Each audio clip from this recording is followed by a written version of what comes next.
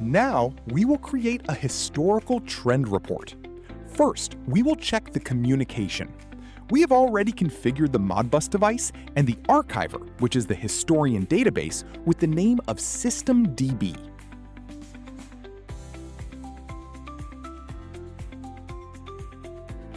The variables are voltage and current, which are getting stored in every 5-second interval in the database.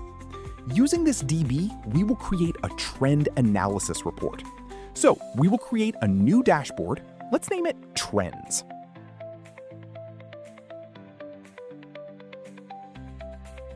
Open the dashboard, go to Edit mode, add a widget. Use the historical widget.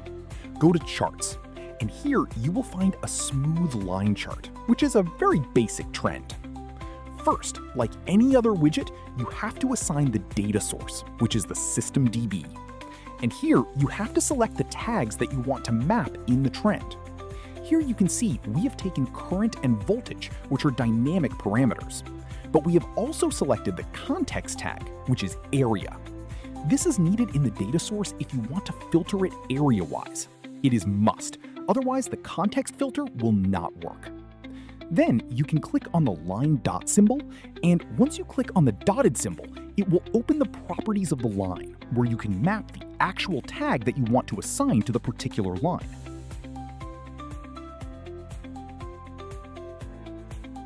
You can change the formatting of the values that are shown on the graph.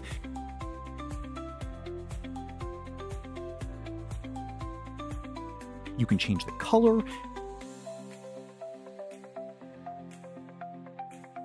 You can change the name of the line. Then add the widgets. Now you can see the trend. It shows the y-axis as automatically scaled, and at the bottom you can see the time scale. If you want to add one more trend in the same chart, you can again go to Chart Property. You can add a line, click on the dotted symbol, select the second parameter that you want to map. Do the formatting.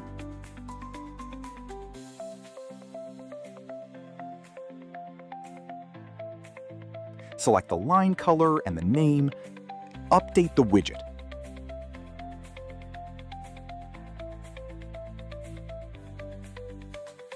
It will show both parameters on a single chart, but you can see there is only one axis.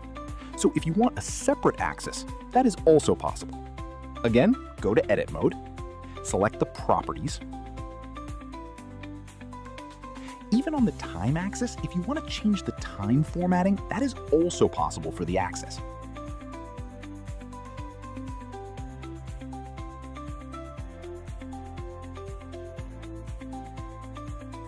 And now for the y-axis, you can enable the Separate Axis tab, and then you can create an axis. Give the first axis the name Voltage. For scale, you can define it as Auto.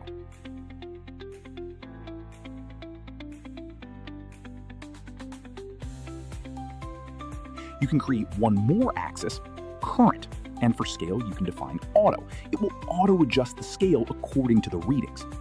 Then, for an individual line, you have to assign the axis. Here, you can select voltage for voltage and current for current.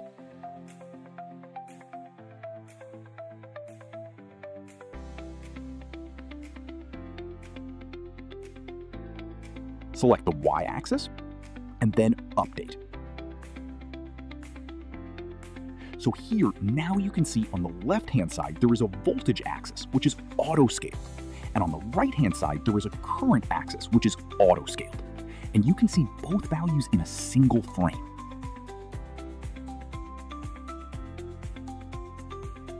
Now, you can save it.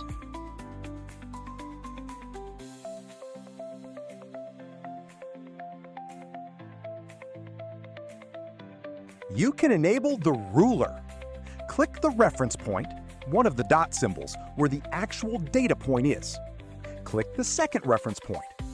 Below, you can see the comparison, mean, max, and average. You can keep changing the reference point. Whenever you want to zoom out, you can click on the Zoom Out button at the top. You can zoom in and zoom out with the help of mouse scrolling or a touchpad.